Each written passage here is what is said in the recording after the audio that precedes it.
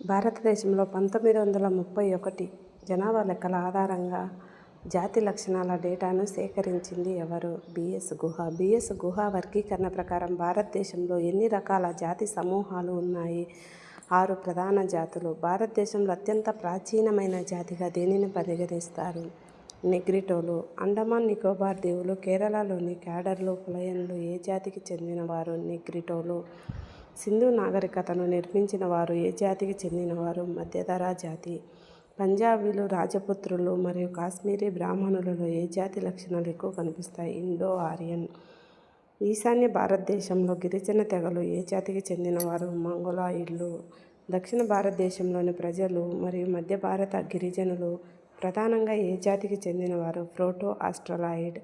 గుజరాతీలు, మహారాష్ట్రీయులు మరియు కన్నడీలలో ఎక్కువగా కనిపించే పశ్చిమ బ్రాచిసెఫల్ జాతి రకాలు ఏవి? ఆల్పినాయిడ్స్, డినారిక్, ఆర్మెనాయిడ్స్.